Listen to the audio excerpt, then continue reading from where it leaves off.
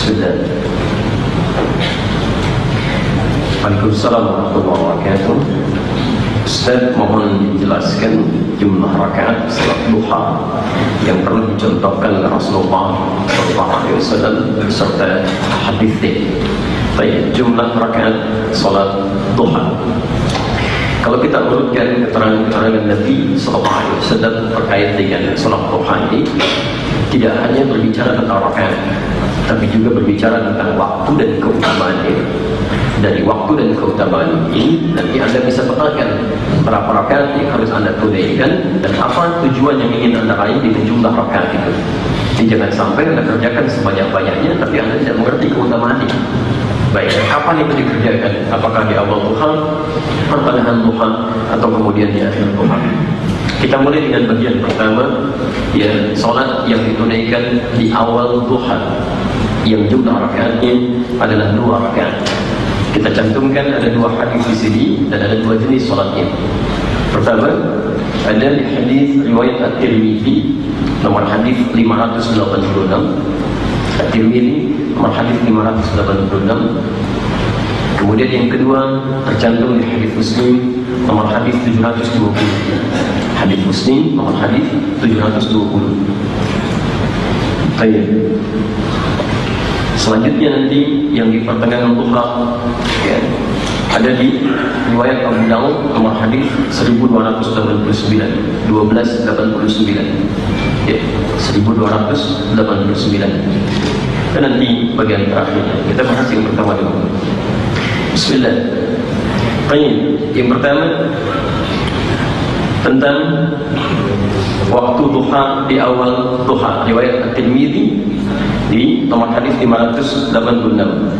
Qala Rasulullah SAW pernah bersabda, qala Rasulullah SAW, man shalla al-ghadata fil jama'ati aw fil masjid, siapa yang menunaikan salat subuh tadi dilakukan dengan berjamaah khususnya di masjid. Maka di sini ada 2 redaksi. Ada yang menyebutkan kalimatnya fil jama'ah, ada yang kedua menyebutkan fil masjid. Tapi umumnya kalau sholat itu kalimatnya menggunakan kata jamaah, itu umumnya dalam bahasa hadis ditunaikan di masjid, khusus untuk laki-laki. Padanannya Anda bisa temukan yang paling mudah, kitab yang ditemukan di Riyadhus Shalihin nomor hadis yang ke-10, berisi paling kiri sebelah bawah, ya, hadis riwayat Abu Hurairah radhiyallahu ta'ala anhu. Nabi menyampaikan, man salat rajuli, man salat rajuli fil jama'ati, salat seorang lelaki yang ditunaikan berjamaah di masjid, tazidu ala salatihi fi suqihi aw baitihi, lebih utama dibandingkan salat yang dia tunaikan di pusat tempat niaganya. Misalnya Anda punya kantor, Anda kerja di situ, kemudian di sampingnya ada masjid, tapi Anda memilih salat di kantor, nah, itu kalah keutamaannya dengan orang yang baru mau ke masjid. Walaupun Anda di kantor salatnya berjamaah, misalnya Anda berjamaah di kantor, teman Anda ke masjid, itu sama teman Anda yang baru mau berangkat saja, baru mau berangkat belum sholat, itu pahalanya sudah kalah. Atau Anda tinggal di rumah yang berdampingan dengan masjid, dekat ke masjid, Anda bisa ke masjid tapi memilih sholat di rumah misalnya, nah, itu sama berlaku hadis ini. Oke, jadi Anda dikalahkan oleh orang yang baru mau berangkat, padahal dia belum sholat. Dari mana tahunya kalau salat berjamaah di situ di masjid? Diteruskan hadisnya, dzalika anna ahadahum idza tawadda fa ahsana al-wudu, yang demikian itu bisa bertambah pahalanya kalau di antara mereka ada yang berwudu di rumahnya, kemudian menyempurnakan wudunya. Saya sering sampaikan, Anda tidak keliru kalau berwudu di masjid, tidak ada masalah. Tapi kalau Anda dekat dengan tempat tujuan, misalnya dari rumah, dari kantor, dari tempat berangkat, lebih bagus wudu dari tempat dari rumah atau dari kantor ke tempat berangkat Anda, itu pahalanya bisa lebih. Ya, thumma atal masjidah, kemudian dia datang ke masjid. Nah, kalimat thumma atal masjidah ini menerangkan sholat berjamaah tadi dipahami di masjid. Jelas ya? Baik. Ya, maka apa yang didapatkan khutbah bi kulli khutbatin, maka setiap langkah pertama yang dia langkahkan yurfa'u biha darajat, diangkat derajatnya, dan langkah selanjutnya yumha biha sayyi'at, menggugurkan dosa-dosa yang pernah dia bawa. Makanya di hadis Muslim nomor hadis 233, Nabi pernah menyampaikan as-salawat ila as-salawat wal jumu'atu ila al-jum'ah wa ramadan ila ramadan kafaratun lima bainahunna. Salat satu ke salat yang lainnya dan Jumat ke Jumat yang lainnya, Ramadan ke Ramadan itu bisa menjadi kafarat, menghapus dosa-dosa kecil yang pernah terjadi di antaranya. Ya malam takunil kabair, sepanjang bukan melakukan dosa-dosa besar. Jadi kita ambil dulu syahidnya, ya, yang dimaksud dengan salat di sini adalah salat subuh yang ditunaikan berjamaah di masjid. Man shallal ghadata, siapa yang menunaikan salat subuh kan fil jama'ati atau fil masjid dengan berjamaah yang tunaikan di masjid, thumma yaqudu yadhkurullah. Kemudian setelah itu dia tidak langsung pulang. Dia duduk kemudian berzikir kepada Allah Subhanahu wa taala. Ya. Bahasanya menggunakan thumma di situ, menggunakan fleksibilitas. Ya. Dan kalimatnya menggunakan fi'il mudhari, bukan fi'il madhi. Kalau bahasanya mengatakan begini, thumma qa'ada yadhkurullah. Kemudian dia duduk di situ. Pas duduknya, itu artinya duduknya enggak pindah-pindah. Jadi begitu sudah sholat subuh selesai, antum di situ aja. Yang imamnya di situ aja, makmumnya di situ aja, jadi nggak ada yang gerak-gerak tuh. Di situ aja gitu kan? Di situ saja. Tapi kalau menggunakan fi'il mudhari, apalagi di situ bentuknya pakai thumma, itu artinya fleksibel selama masih di area masjid. Ya, karena bisa mudhari itu bisa tidak di situ, bisa ada pergerakan sifatnya. Ya, bisa bergeser kanan, geser kiri atau pindah. Jadi present, continuous atau future kalau masalah waktu. Tapi kalau masalah gerakan sedang akan bisa di situ, bisa pindah ke tempat lain atau masih di area sekitarnya. Jelas di sini?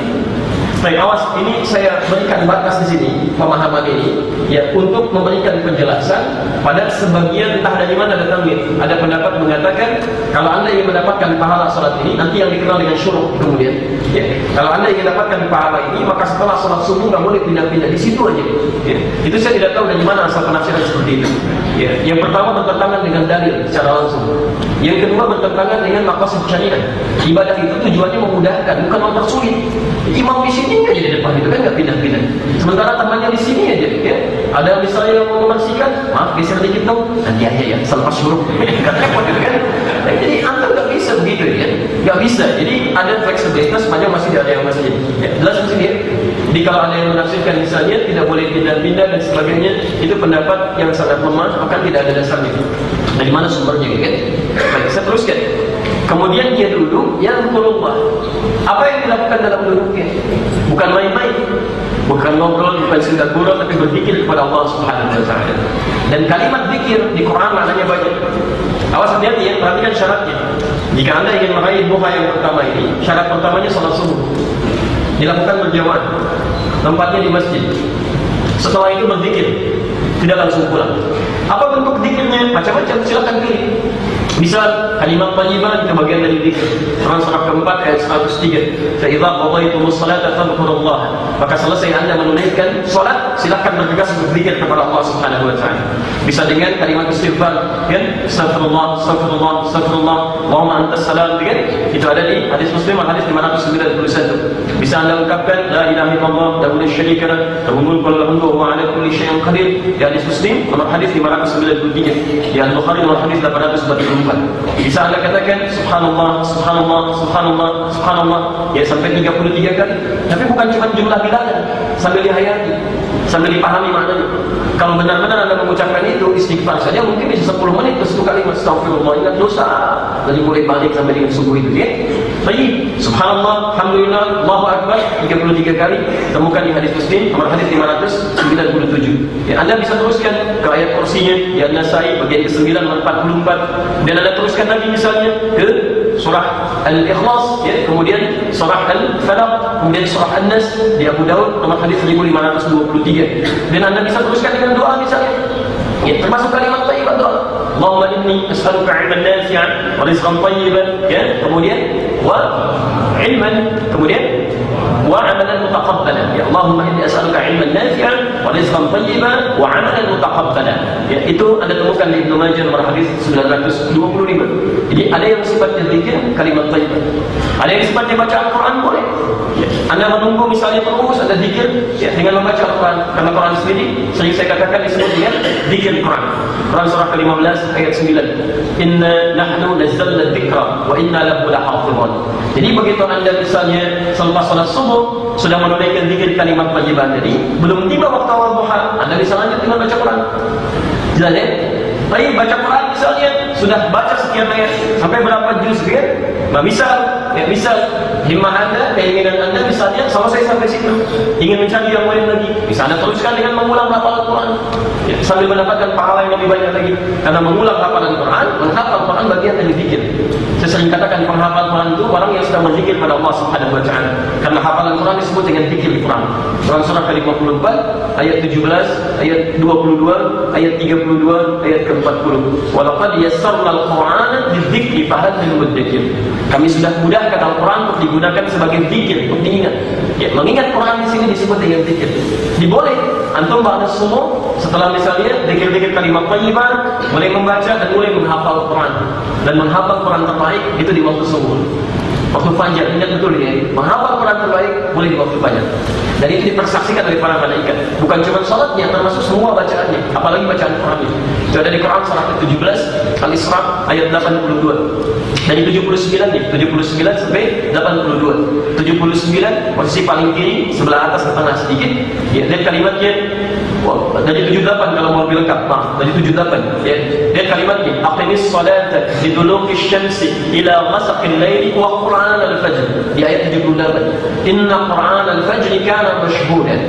Ya, tunaikan salat dari mulai tergelincir matahari sampai dengan malam, khususnya bacaan di waktu subuh, fajar. Begitu salat subuh, bukan cuma salatnya, tapi semua bacaannya. Bahasanya menggunakan Quran al-Fajr. Ya, Inna Quran al-Fajr kana mashhuda. Sungguh semua bacaan yang disampaikan di waktu fajar itu disaksikan oleh para malaikat. Jika antum bertasbih disaksikan malaikat, kalau istighfar disaksikan, kalau baca Al-Quran disaksikan. Apalagi antum mulai dengan menghafal Quran. Makanya orang yang menghafal Quran di waktu subuh itu lebih cepat hafal dibandingkan menghafal di waktu siang. Nggak percaya silakan. Besok antum ba'da subuh, ya, atau mungkin sebelumnya fajar, antum mulai menghafal ya 2 ayat, 3 ayat itu masya Allah. Dan nunggu hitungan jam itu 5 menit antum sudah hafal. Ya, berapa ayat itu kan yang kiranya ingin dicapai. Insya Allah. Ya, kalau anda mau mulai. Ya. Apalagi kalau sebelumnya tahajud dulu. Karena ayatnya terangkai dengan tahajud. Ayat 79, ayat 80, ayat 81 terangkai dengan tahajud. Sampai ayat 82, kalau anda benar menghafalkan Qurannya, kemudian benar memohonnya kepada Allah Subhanahu wa taala, bisa ditawarkan dengan Quran yang kita hafalkan, imma menjadi syifa, obat dari penyakit yang sudah tidak ada obatnya lagi, atau obat hati, atau menjadi rahmat, kemudahan yang kita bisa bawa dalam kehidupan. Ya, tapi poinnya, selesai salat subuh, bisa berzikir kalimat thayyibah, bisa membaca Al-Quran, bisa menghafal Al-Quran. Bisa lagi, bisa ada amalan yang lain, ada. Ya, bisa anda teruskan misalnya dengan ta'lim. Ya, ta'lim ada, itu bagian dari zikir kepada Allah Subhanahu wa taala.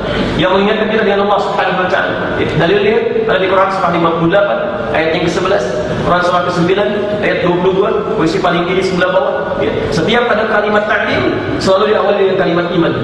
Dan kalimatnya Quran surah 58 ayat ke-11. Ya ayyuhalladzina amanu idza qila lakum tafassahu fil majalis. Hai orang-orang yang telah menyatakan dirinya beriman kepada Allah.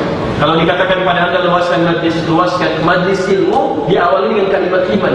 Kata para ulama ingin memberikan kesan bahwa orang yang belajar yang baik itu akan memberikan dampak pada peningkatan imannya kepada Allah Subhanahu wa taala.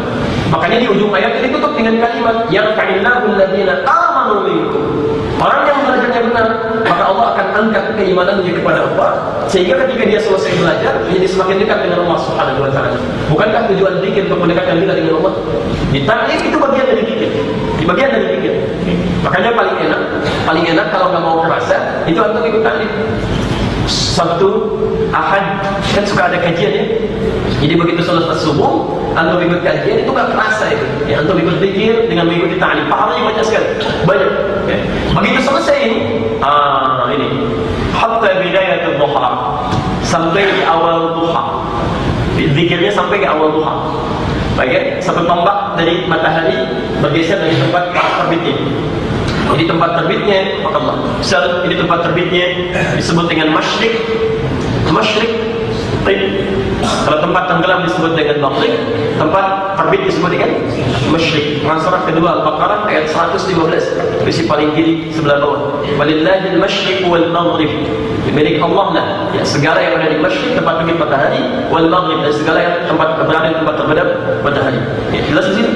Maksudnya ayat ini ingin mengatakan jangan menyembah matahari. Kan? Jangan menyembah benda-benda karena semua itu punya Allah.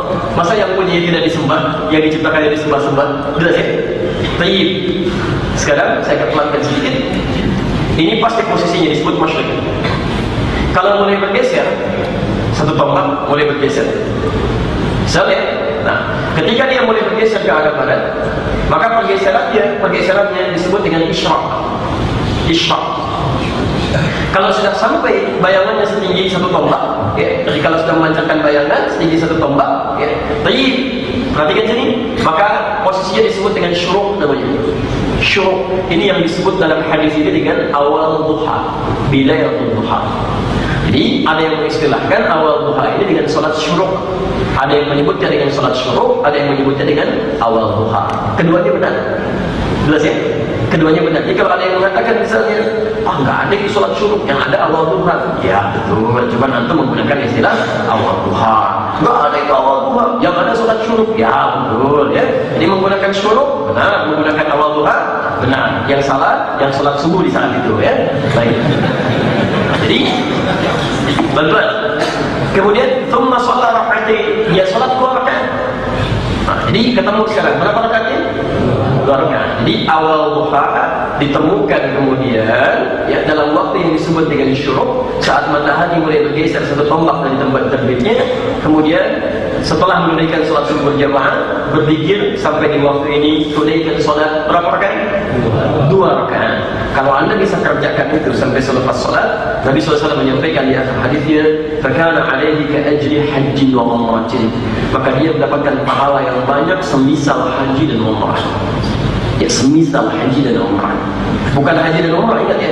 Bukan haji dan umrah, tapi semisal haji dan umrah. Di pahalanya cukup banyak. Makanya perjuangannya tidak mudah. Silakan kalau nggak percaya, hari-hari biasa antum datang. Besok hari apa?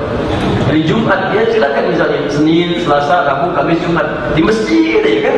Habis sholat subuh dulu begini kan, orangnya dah pulang nengok begini, syuruk ya Allah, syuruk gitu kan. Baik ya, Pak apa kabar? Syuruk, Masya Allah kan. Tapi terus itu nggak mudah. Makanya pada sesuatu yang tidak mudah pahalanya melimpah ya. Karena itu cari cara yang cerdas. Bagaimana bisa mendapatkan itu dengan suasana yang nyaman, tidak terasa kita dapat itu. Salah satunya taklim tadi itu paling mudah. Jadi ini yang pertama di awal duha berdasarkan hadis riwayat Tirmidzi nomor hadis 586. Waktu ibadahnya disebut dengan salat syuruq atau awal duha, rakaatnya 2 rakaat. Yang kedua masih berlanjut di hadis Muslim nomor hadis 720.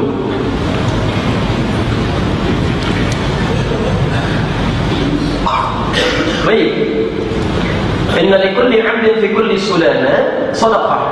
Bagi setiap hamba itu, sejak dia mulai bangkit dari tidurnya, dia mulai bangun, ya di pagi harinya itu setiap sendi-sendinya harusnya sudah mulai bersedekah.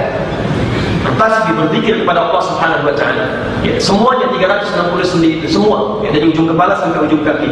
Ya. Tapi bisakah Anda pastikan tangan Anda berzikir kepada Allah, mata Anda berzikir kepada Allah, telinga Anda berzikir kepada Allah, kaki Anda berzikir kepada Allah Subhanahu wa taala? Itu mutlak. Sehari ketika dibangunkan mesti begitu. Hewan aja berzikir. Burung saat mengepakkan lagi itu berzikir sambil kerja sambil zikir. Makanya Allah mudahkan rezekinya. Berangkat pagi, pulang sore, dapat rezekinya, hidupnya tenang. Yang anaknya banyak pun disuapi juga, dapat semua rezekinya, nggak ada masalah. Kerjanya sambil zikir. Cuma berangkat sore, berangkat pagi, pulang sore. Ya, ada di antara antum berangkat gelap, pulang gelap lagi, masya Allah. Salat fardu terlambat, salat sunnah nggak dikerjain, masya Allah gitu kan. Dan dihisab lagi, burung nggak dihisab. Ya burung nggak dihisab kan. Bahkan masya Allah, antum makan juga. Ya burung yang antum makan bisa bekerja dengan cara berzikir, bertasbih kepada Allah. Ya, antum yang makan burung masa nggak zikir? Awas hati-hati gitu kan. Hati-hati. Alhamdulillah nggak dibangkitkan di hari kiamat. Kalau dibangkitkan minta tanggung jawab sama antum. Gara-gara dia makan, ya Allah saya berkurang zikirnya kepada antum. Antum mau jawab apa ya? Alhamdulillah mereka tidak dibangkitkan, mereka tidak dihisab, kita yang dihisab oleh Allah Subhanahu wa taala. Ditanya, bagaimana cara menggantinya? Pertama, sebelum bicara tentang mengganti, kita harus pahami cara berzikirnya. Ya, cara berzikir anggota tubuh itu adalah menggunakan sesuai dengan perintah Allah Subhanahu wa taala. Jadi ketika antum pandang, ingat betul ini, cara berzikir mata adalah melihat yang baik-baik, yang diperkenankan oleh Allah Subhanahu wa taala. Makanya turun ayat di sini, Quran surah ke-24 itu, ayat 30 untuk laki-laki, 31 untuk perempuan. Cara berzikir telinga adalah tidak mendengar yang buruk-buruk. Cara berzikir lisan bicara yang baik-baik, tidak berdusta, tidak bergibah. Makanya diharam haramkan ghibah, celaka bagi para pendusta, wailul lil mukadzibin, kan? Cara berzikir tangan jangan menyentuh yang haram-haram. Makanya dilarang kemudian untuk mencuri, dilarang untuk berbuat curang, sampai ke kaki. Cara berzikir kaki melangkah pada yang baik-baik dengan tawadhu. Quran surah ke-25 itu ayat 63. Wa ibadur rahmanil ladzina yamshuna 'alal ardi haunan, kan? Hamba-hamba Allah yang penyayang itu kalau jalan-jalannya tawadhu dia, baik. Paham di sini? Tapi tidak setiap orang dalam 24 jam dari bangunnya bisa menjaga itu. Nah, itu bisa ditutup. Kata Nabi SAW, bisa ditutup semua itu dengan menunaikan sholat duha 2 rakaat. 2 rakaat. Ya, jelas di sini? Tapi bukan berarti ditutup maksiatnya kemudian tertutup dengan duha, bukan. Bukan itu maksudnya. Jadi kewajiban zikir Anda yang seharusnya berzikir dari ujung kepala sampai ujung kaki itu, yaitu kewajibannya digugurkan oleh Allah dengan Anda menunaikan sholat duha 2 rakaat. Paham ini? Kalau Anda bisa praktekkan, bisa jaga dengan baik, nanti apa dampaknya? Ini poin ini.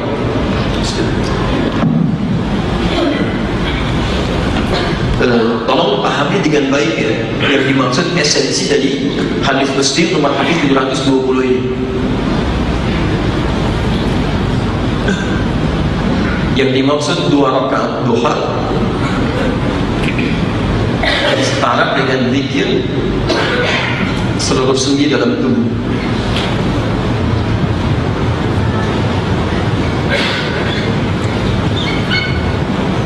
Maksudnya gini, bahasa Nabi yang mengatakan 2 rakaat ini senilai dengan zikir pada seluruh sendi pada tubuh kita. Itu maksudnya orang yang benar salat duhanya, selain tercukupi ini perintah Allah untuk berzikir pada seluruh tubuh, yang dimaksudkan adalah salat yang dia tunaikan ini itu akan membimbing dia menjadi lebih dekat dengan Allah Subhanahu wa taala, sehingga terjaga seluruh elemen tubuhnya untuk menyimpang dari ketentuan Allah. Itu maksudnya. Jadi sebelum dia beraktivitas, dia salat 2 rakaat. Dia memohon kepada Allah. Nah, salat 2 rakaat ini baca ya ayat-ayat yang sekiranya meminta permohonan kepada Allah supaya selalu dijaga dalam kebaikan. Atau pilih ayat-ayat yang sesuai di sini. Jadi orang yang benar salatnya begitu dia beraktivitas setelah menunaikan 2 rakaat ini, Allah akan jaga ujung kepala sampai ujung kakinya. Di begitu dia keluar masjid misalnya atau keluar rumah, ya lalu matanya melihat yang tidak baik, Allah akan jaga, akan dipalingkan oleh Allah. Kemudian telinganya dengar yang tidak baik, itu akan dihindarkan. Ke kantor menemukan barang yang tidak baik, gak akan dia sentuh. Ini yang dimaksud faedahnya ini. Jadi kalaupun Anda menunaikan 2 rakaat tapi yang ini masih berbuat yang tidak baik, maka nggak ada faedahnya ini. Paham ya? Makanya dalam salatnya nanti tidak sekedar takbir kemudian tutup dengan salam, tidak. Dalam sujud Anda memohon, kan? Setelah salat Anda meminta supaya dijaga oleh Allah dari maksiat, kerja mendapatkan yang halal, berangkat dibimbing oleh Allah, dijaga dari orang-orang yang tidak baik, begitu pulang mendapatkan rezeki yang halal dengan cara yang terbaik. Makanya berangkat Anda dari masjid misalnya pulang, kalau saran saya, kalau Anda bisa dekat dengan masjid, usahakan jangan langsung ke rumah. Kalau bisa mampir dulu ke masjid. Dulu sahabat-sahabat Nabi, para tabi'in, ulama saleh selalu begitu tuh para ikhwan. Jadi begitu selesai kerja, mampir ke masjid dulu. Dan itu tidak hanya nanti antum tunaikan sholat misalnya kan tahiyatul masjid. Yang berangkat antum bermula dari rumah Allah, meminta kemudahan, begitu pulang bertawakal kepada Allah. Itu bukan cuma akan mendapatkan keberkahan dari rezeki yang Allah berikan, tapi juga memberikan kedamaian dalam jiwa. Makanya ketika sampai rumah suasana hatinya enak. Gak percaya silakan. Antum dari kantor pulang langsung ke rumah tuh. Itu yang dibawa suasana kantor dan suasana jalan. Silakan di jalan macet, macam-macam dan sebagainya. Pulang ke rumah kadang-kadang tidak perlu situasinya. Ya, melihat istri kan melihat orang lain bawa kendaraan tuh kan. Baik yang tadi di klakson ini tuh. Ya. Melihat anak-anak kayak melihat bunyi-bunyi macam-macam. Jadi gak nyaman. Antum ke masjid begitu wudu, ya, salat sunah wudu, kemudian bertawakal kepada Allah. Juga masih katakan. Begitu pulang ke rumah hatinya sudah tenang. Enak ya. Melihat istri, melihat anak dan menunggu 7 jam, 8 jam, ada keakraban dan kenyamanan. Itu indah. Itu indah ya. Antum bisa coba insyaAllah ya. Dan semoga Allah Subhanahu wa ta'ala berikan ketentraman yang dimaksudkan. Dan tidak cukup dengan amin, besok praktekin dulu ya. Baik. Kemudian terus ya di Abu Dawud nomor hadis 1289. Ini hadisnya hadis qudsi. Ya, hadisnya hadis qudsi.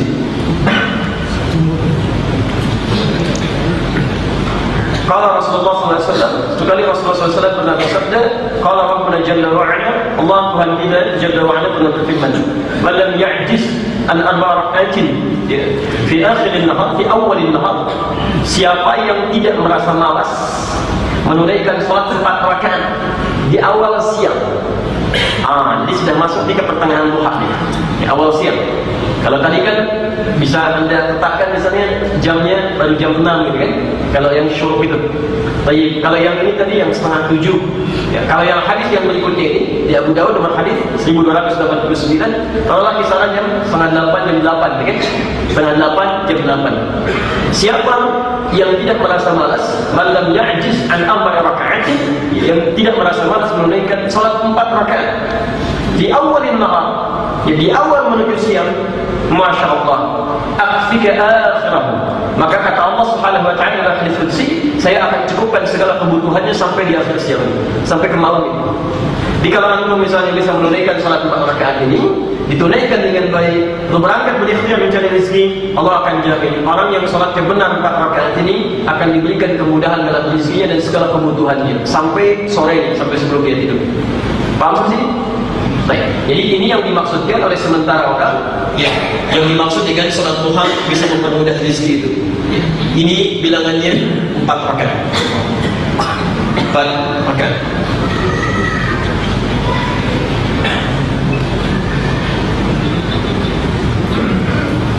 Bisa ditunaikan 2 rakaat, 2 rakaat. Bisa ditunaikan 4 sekaligus. Ya. Pelan-pelan. Perhatikan, saya teruskan urutkan sampai caranya sedetil mungkin sampai kita paham. Ya. Awas jangan sampai antum sholat bisa sampai 4 rakaat, tapi ternyata dapat kesulitan juga. Yang salah bukan sholatnya. Mungkin cara antum menunaikan sholat yang tidak tepat. Ya, jelas di sini. Baik, pelan-pelan, lihat sini. Pertama, yang dimaksud di hadis ini, hadis qudsi. Ya. Pertama, salat di waktu duha, awal siang, jumlahnya 4 rakaat. Cara menunaikannya bisa 2 rakaat, 2 rakaat, bisa 4 rakaat secara langsung. Baik, ini tidak ada khilaf di antara para ulama tentang hal ini, karena memang hadisnya tidak menunjuk langsung apakah 2 atau 4. Kalimat hadisnya hanya mengatakan 4 rakaat. Sedangkan dalam penunaian salat sunnah yang lebih daripada 2 rakaat, Rasulullah SAW senantiasa mempraktikkan dengan 2 cara. Dikiaskan kepada salat malam. Salat malam itu kan salat sunnah, lebih daripada 2 rakaat. Kadang beliau tunaikan dengan 2. Ada di hadis Muslim nomor hadis 749 dari Ibnu Umar radhiyallahu taala anhuma. Kemudian ada juga yang saya bacakan hadisnya supaya tidak keliru. Ya. Nabi menyampaikan, salatul laili mathna mathna. Salat malam itu bisa Anda tunaikan minimal 2 rakaat, 2 rakaat. Di 2 rakaat salam, 2 rakaat salam, 2 rakaat salam. Wa idza khashiya ahadukum al-fajr, kemudian jika Anda khawatir dengan penunaian itu fajar akan segera datang, falyutir raka'atan wahidah, maka segera tutup dengan 1 rakaat. Ini artinya boleh salat sunnah yang dikerjakan lebih daripada 2 rakaat untuk tunaikan 2 rakaat, 2 rakaat. Paham sampai sini? Tanya. Sekarang saya tanya, salat duha ini berapa rakaat? 4 rakaat kan? Lebih daripada 2 rakaat tidak? Lebih, karena lebih daripada 2 rakaat bisa dikiaskan kepada amalan yang ada di hadis Muslim ini. Jadi bisa tunaikan 2 rakaat, kemudian salam, lalu mulai lagi 2 rakaat, kemudian salam. Jelas sampai sini? Baik. Teruskan. Bisa 4 rakaat sekaligus bisa 1 kali salam. Baik, ini dikiaskan kepada amalan Nabi sallallahu alaihi wasallam dalam salat malam ketika beliau pernah menunaikan di rumah Sayyidah Aisyah radhiyallahu taala anha. Ada di Al-Bukhari nomor hadis yang paling spesifik 2009, 2010, 2011 sampai 2012. Ketika ditanya Sayyidah Aisyah oleh beberapa sahabat, ada di antaranya Al-Mughirah bin Syu'bah, ada Hudzaifah al-Yamani, ada Abdullah bin Mas'ud radhiyallahu ta'ala anhum jami'an, bertanya pada Sayyidah Aisyah bagaimana makna kaifa kana salat Nabi sallallahu alaihi wasallam? Bagaimana salat malamnya Nabi sallallahu alaihi wasallam? Kata beliau, yusalli arba'an, beliau salat 4 rakaat. Thumma yusalli arba'an, kemudian salat 4 rakaat. Thumma yusalli 3, kemudian salat 3 rakaat. Dan tas'alan husnihinna wa qulihinna, tapi jangan tanya masalah bagus dan panjangnya bacaan salat dan gerakan beliau, itu sulit untuk diikuti. Baik, jadi dari pernyataan ini beliau pernah salat sama-sama nih, ini 11 ya kan, ini 11, kadang-kadang 13 rakaat, kadang-kadang yang ini 13 rakaat, tapi beliau pernah tunaikan yang 11 ini dengan 2, pernah kata Sayyidah Aisyah dengan 4, kemudian berapa? 3. Paham sampai sini? Baik, jadi kalau ini kita kiaskan kepada salat duha ini, baik. Yang rakaat lebih daripada 2 rakaat, yang jumlahnya bisa 4 ke atas, maka Anda bisa tunaikan dengan 4 sekaligus dengan satu salat. Paham sampai sini? Baik. Nah, bagaimana cara menunaikan salatnya? Ya seperti antum tunaikan salat-salat sunnah yang lain, seperti 4 rakaat sebelum zuhur misalnya, ya kan? Baik, tapi caranya ini agak beda sedikit. Yang dimaksud beda itu pada penunaian dan pemilihan ayat-ayat serta doa yang dimaksudkan. Ya. Jadi ketika Anda mulai sholat, mulai dengan kekhusyuan, pilih ayat-ayat yang sesuai dengan hajat Anda, kebutuhan Anda saat akan berangkat itu. Karena ini terkait dengan rezeki, maka pilih ayat-ayat yang memudahkan Anda mendapat rezeki dari Allah Subhanahu Wa Taala. Silakan pilih. Jadi begitu caranya, jangan sampai Anda diberi peluang, keutamaannya bisa mendapatkan rezeki, tapi ketika Anda sholat malah minta sabar di situ. Ya Allah, pilih ayat misalnya Quran surah ke-2 Al-Baqarah 155 sampai 157, ya kan? Anda katakan walanabluwannakum bisyai'in minal khawfi wal ju'i wa naqsin minal amwali wal anfusi wath thamarati wa basyyiris sabirin, ya kan? Padahal Allah ingin turunkan rezeki untuk mempermudah, cuman antum baca ayat tentang musibah yang enggak nyambung di sini. Jadi antum keluarkan dulu ayat-ayat tentang rezeki. Bisa ketentuan rezeki itu ada di langit, Quran surah ke-51 ayat ke-22, kursi paling kanan di sebelah bawah, ya kan? Kemudian rezeki diturunkan di bumi untuk dimudahkan, Quran surah kedua ayat 29. Anda diminta untuk mendapatkannya, misalnya Quran surah kedua ayat 168. Anda bisa mendapatkan kemudahan dengan mengambilnya, Quran surah kedua ayat 172. Anda belum berangkat, rezekinya sudah nungguin, Quran surah 7 ayat 96. Ya, Anda mintakan tanpa lagi, rezeki datang tanpa diminta, Quran surah 65 ayat 2 sampai 3. Jadi banyak di situ, Anda bisa pilih, keluarkan dulu, Anda baca pada saat itu. Lalu, gitu ya, silahkan cari sendiri nanti.